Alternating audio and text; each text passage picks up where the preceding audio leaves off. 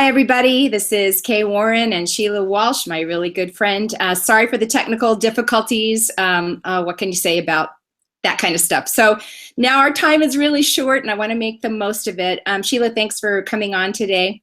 Oh, anytime, Kay. I am so grateful for your passionate commitment to those who struggle with mental illness. So you just name the time and I'll be there. Well, great. What are you doing next week at this time? We'll just do a regular. I would love that.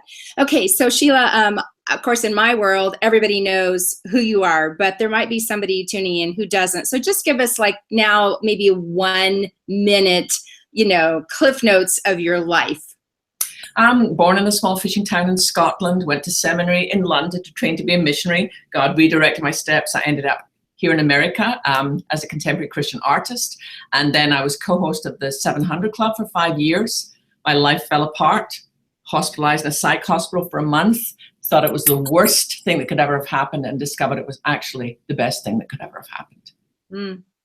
Well, and that leads me to one of the first times you and I got to really spend some time together, and that was in 2015, and we Saddleback hosted the gathering on mental health in the church, and you were the opening speaker. I mean, nothing like pressure. You're opening a conference, a 2-day conference, and you said something that I will never forget. I burst into tears in the back room where I was listening.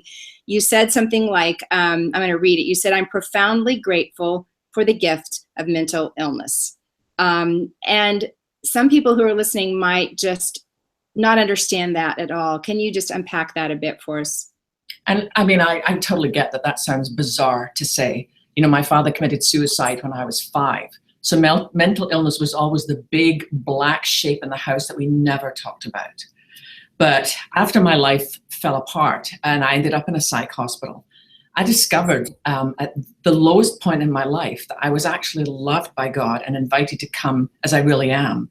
I felt so full of shame growing up as a child because my dad tried to kill me before he killed himself. And so my thing was there must be something really bad inside of me.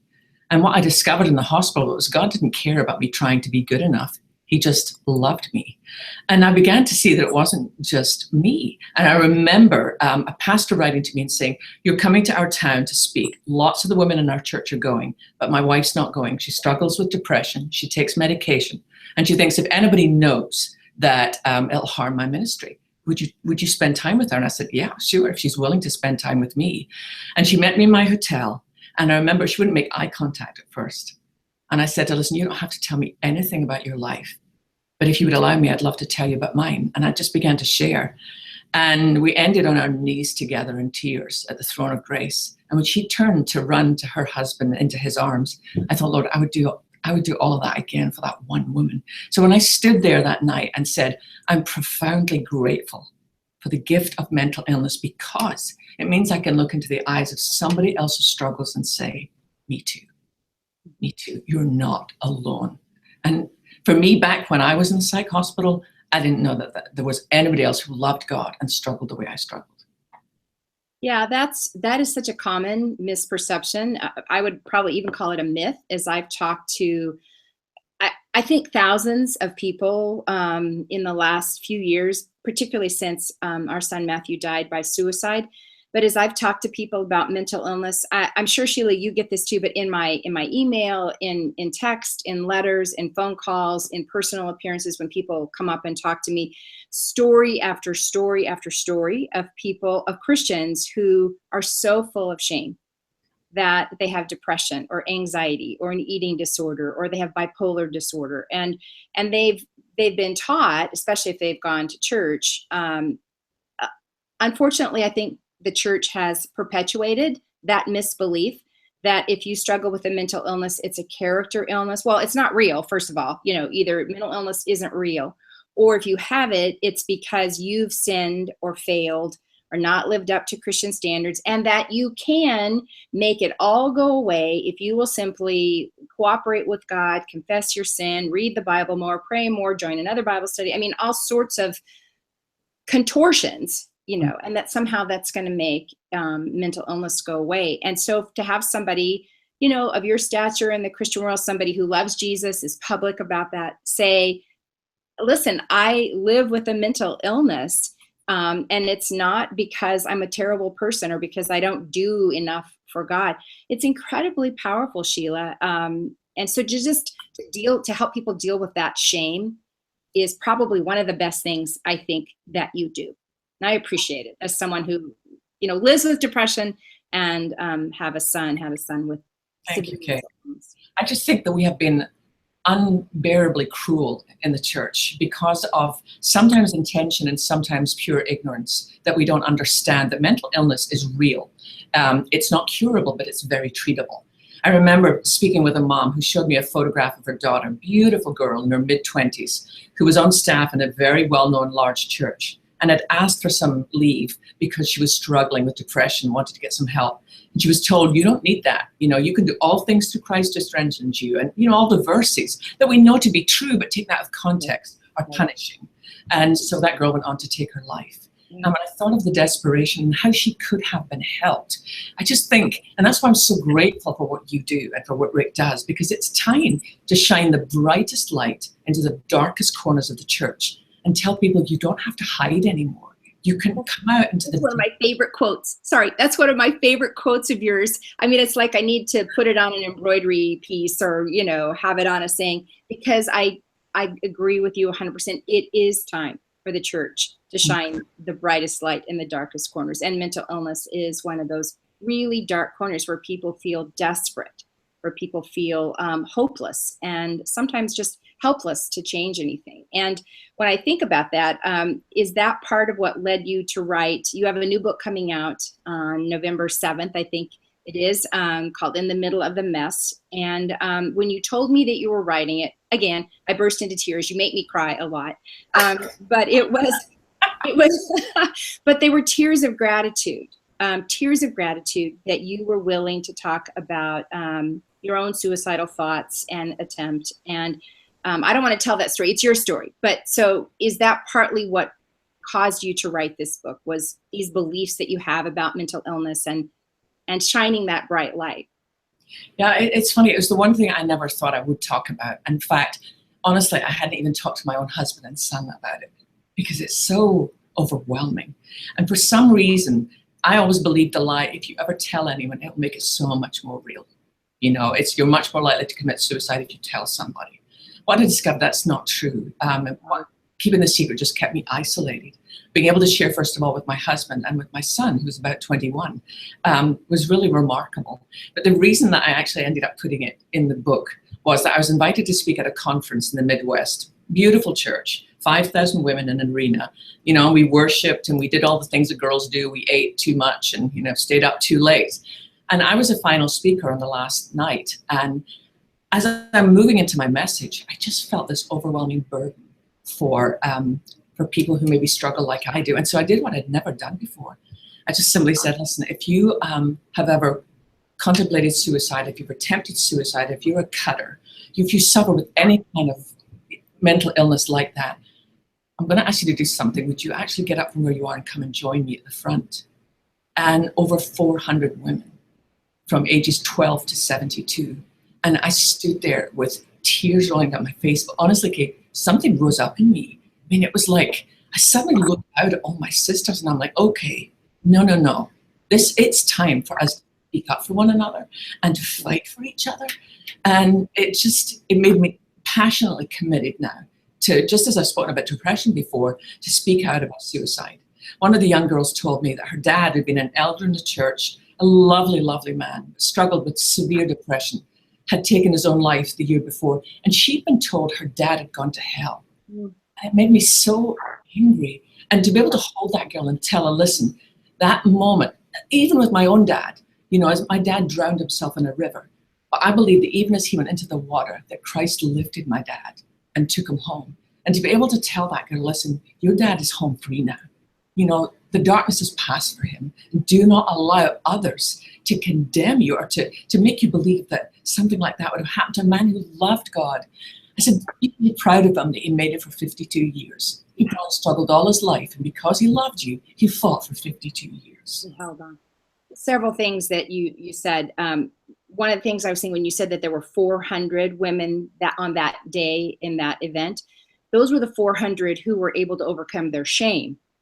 but that there were probably hundreds of others, because the statistics are high. I mean, mental illness is, 1 in 4 people are living, 1 in 5 people are living with mental illness. About 43 million people in the United States are living with mental illness. So if you apply that to that stadium of 5,000 women, 400 showed up, but there were probably even more who, even though they were probably longing to get out of their seat, come down there and stand next to you, receive the comfort, receive the touch of other people. They could not bring themselves to do it. So I was thinking I'm so grateful for the 400 and aware that there were others who couldn't that day.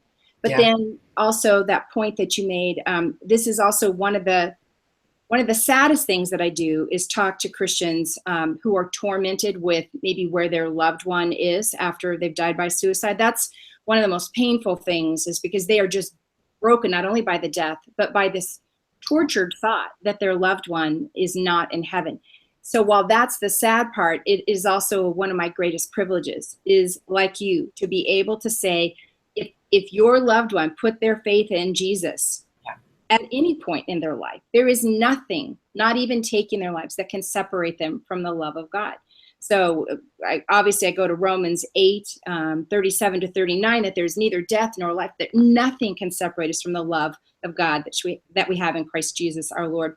But also John 10, 28, where Jesus said, I know my sheep, and they are in my hand, and nothing or nobody can take them out of my hand. So to be able to comfort people with that certainty, it's not my thought, it's not my hope, it's not my best guess. It's really based on the Word of God. And so I'm agreeing with you that is such a beautiful privilege to help people settle that, especially that trauma. Well, Sheila, when you wrote the book, were there any precipitating events? I know you had this conference, or that you had women, but was there anything else that was going on in your life that made you say, now's the time for me to write this particular book? Yeah, I was maybe about a third of the way into the book, or what I thought was going to be the book, because it changed after that. And I got a phone call early one morning from my sister in Scotland, and she just said, she's gone, Sheila. And I knew that my mom had taken her last breath on this earth, and the first breath in the presence of the Lord. And she was about to turn 87. I mean, she'd lived a great, wonderful, long life. And I did find flying over, I asked if I could go see my mom's body, which they don't usually do in Scotland. But my mom never remarried after my dad died. She just prayed that she'd be spared long enough to see the three of us loving God and serving him. And I wanted to kneel beside her casket and say, well done, Mom. Good job. And they let me do that. And I was fine. I gave the eulogy at the service, but it was at the gravesite. I had this moment of just overwhelming. It's like after the casket, and in Scotland, the family lower the casket into the ground. And after they covered it up and they put all the flowers on top, part of me wanted to scream, like, why do we always do that? Why do we always take the hard things in life, we cover them up, we stick flowers on top?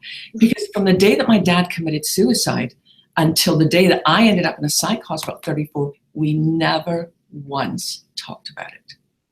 And I had this thought of everything being buried, and I thought of how much more freedom that my mom and my sister, my brother and I could have had if we could have sat down and talked about it. Because I think my mom thought, it's too much. If they want to talk, they'll talk. But what kids think in their mind is so much worse. You were so young. Yeah, I was 5 years old. Language, to be able to have a reasonable or cognitive, conversation, with your mom at that time. Even if later, when we were in our teens, to be able to sit down and say, look, let's look at what's on the table here in our family history, and somehow unpack this huge black thing that was kept in the corner. And it was really interesting, because when I ended up in the hospital, one of my doctors asked if my mom would be willing to fly over and be part of our therapy. So I asked my mom, and I flew her over, and I'll never forget that first session. Because I thought, I can't say all these things. I've always thought my mom's going to crumble if I say anything that's hard. But I said a few things about how guilty I felt that I'd taken my dad from her and brought the house down on everybody. If I hadn't fought back, my dad would still be there. And I heard this noise. It was almost like an animal sound. It was primal. And I realized it was my mom. And I did not know that all these years she had felt guilty, that she hadn't got my dad out of the house quicker. And I thought we lived as two people who loved each other under the same roof. Under shame. Both Yeah. of you feeling shame as well as guilt. And never comforting one another and never allowing the comfort of Christ to penetrate that deep, dark place inside. That, you know, I'm just thinking of circumstances, times that I was in with Matthew in family counseling, because he attempted to take his life several different times. And so there were multiple hospitalizations. And some of the time we were allowed to be a part of that process. And sometimes with privacy laws, they wouldn't let us. But I'm just thinking of the times sitting in there and hearing him articulate the pain and the agony that he felt. And to be let in to that as his mom. I'm thinking of your mom. I'm thinking of both. I'm thinking of your mom, you know, and how she felt knowing you were struggling in that same place that her husband had struggled. So I'm sure she was feeling some of how she had felt as the wife of someone who was suicidal, and now the mother of someone who was feeling suicidal. How crushing that must have been to her as a parent. I'm thinking of the moms and dads who are listening to us right now, and they aren't necessarily the ones who are struggling with suicidal thoughts, but they love somebody, you know, who feels, the wife whose husband is struggling with suicidal thoughts, or the husband whose wife is. So what do you say? What would you say to them from, you know, both your experience of, you felt now you could relate to your mom's pain, you could now relate to your dad's pain, because now you were in a place that he must have at least to some degree been for him to be able to take his life. So what do you say to both to the people who love someone who is struggling with suicidal thoughts, and to the person who is struggling with suicidal thoughts? To the person who loves someone, I mean, what I said to my mom that day, I remember we both ended up on our knees on the floor, and remember holding her face and saying, "Mom, it wasn't your fault. It wasn't your fault." You know, there's understanding from where I was, there's nothing that she could have done. I mean, I know from later conversations with her after my hospitalization, the times when she would do everything she could to reach my dad in that dark place, remind him of how loved he was, remind him of the 3 children who wanted a future with him. And there was just nothing. She did as much as she could up until the final moment. And from that point on, I said, "Mom, you can't blame yourself for that." And to those who are struggling, maybe even right now, I would just say that you are worth fighting for. And I know how hard it is. I know there are times where you think, it's not even that I want to die, I just want this unbearable pain to stop. If there just was a stop button that I could stop this. And one of the things that has been really helpful to me is I have a little piece of paper in my wallet, and I keep like 5 things of that I remind myself that this will pass, that tomorrow the sun will come up again, that it won't always be like this. But I also have a letter that my son wrote for me when he was 5 years old. I had decided I wanted to come off my medication because I was in one of those places, I'm feeling good, I don't need it anymore. And so I came off, and I thought, I'm not even going to tell my husband, I'm going to wait until he says, you know, you just seem so great. And I'll tell him, yeah, fat chance. How'd that work out for you, Sheila? Yeah, not so good.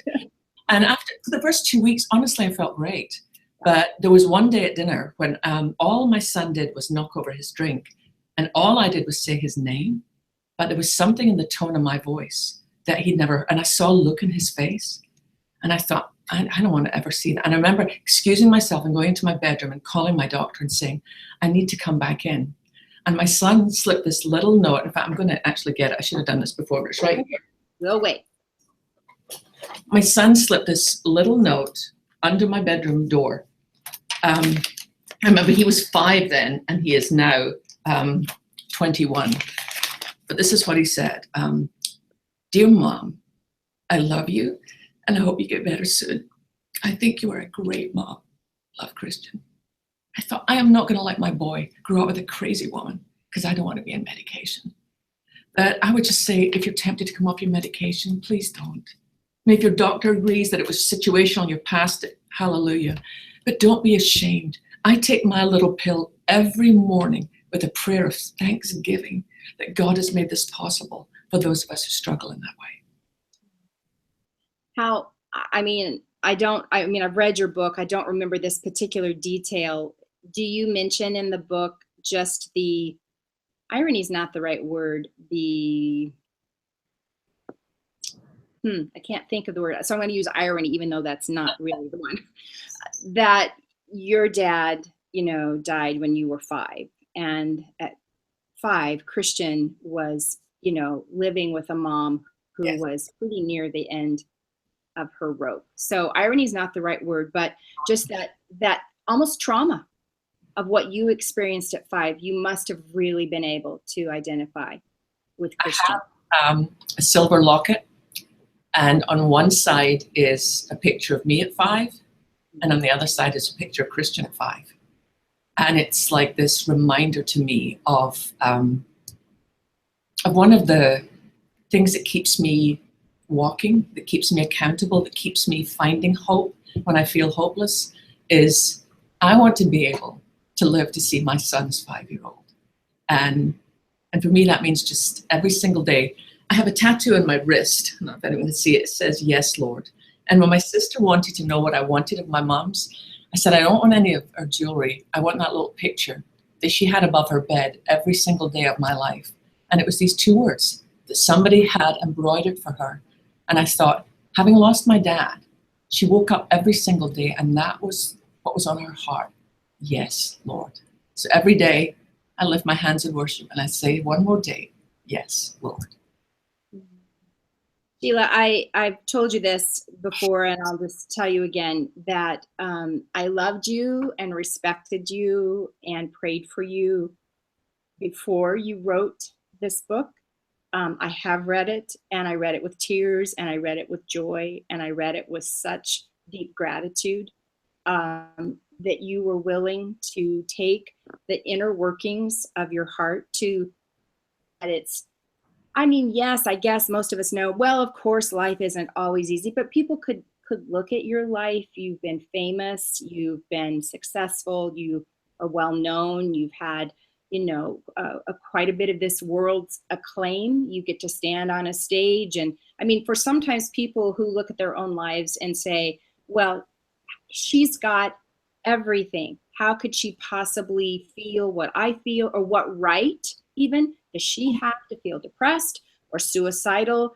Try living my life and see how bad you feel. And I know that people have sometimes probably in their frustration or whatever said things like that to you, but I'm just saying to you that I appreciate about you that you are so real with people. You are so vulnerable. You're willing to kind of just like do open heart surgery on yourself. You just kind of crack your own chest open and rip it open and let people see into your heart. And it means so much to me. And I feel this is a hard subject. It's a hard book in the sense that it's not talking about light things. But I think that God is going to use it to bring hope to vulnerable people. It's going to help many hundreds and thousands of people say, okay, so if Sheila can find hope in God when she's been at the end of her rope and experienced the trauma that you have, then maybe I can. And so I was thrilled to endorse it, thrilled to, I'll promote it. I'll do a big billboard, if you want me to. All over America, billboard. But that's just how much I believe in, and how much I believe in the power of what God's going to do through your book and through the times now that you get to talk to people who are living at that very edge, skating on that tiny little thin edge. Thank you. I'm so grateful to you. I'm so grateful for giving me this opportunity and for I cannot tell you the number of people I talk to who have found such courage and hope. I'm talking about the parents of people who've lost someone, who found such hope in you and in Rick, and the fact that one woman said to me, it's almost like she loves God more. And I think to the depth that we understand suffering and sorrow, the closer we come to the heart of God. So thank you. I would say I certainly have seen aspects of God that I didn't know until we lost Matthew. There really are ways that we know God in suffering that we don't have the opportunity to know him. in the days of sunshine, but in the days of where it feels like the sun will never shine again, when grief has just flooded your soul to the way that you think the sun will never ever shine again. And moreover, I don't even care if it does. Yeah. I just am so empty and broken. And what I have seen of God in ways that He's comforted and held us and helped hope be reborn in us. I do know Him differently.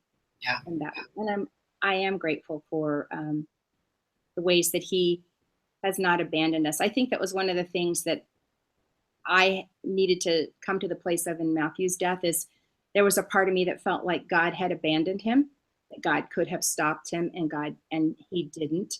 And so that deep pain of questioning God, but then coming to the place of believing with my whole heart that He did not abandon, Meredith Andrews' song, not for a moment did He abandon you. And I think that's your story, that's your song, Sheila, that you would affirm, not for a moment has God abandoned you.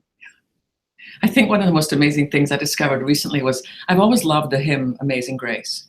And I've always attributed it to John Newton, and how amazing that was, former slave trader, now turned around. But I didn't know that he actually co-wrote it with a man called William Cowper, somebody who had been in and out of what was called an insane asylum 3 times. I didn't know that.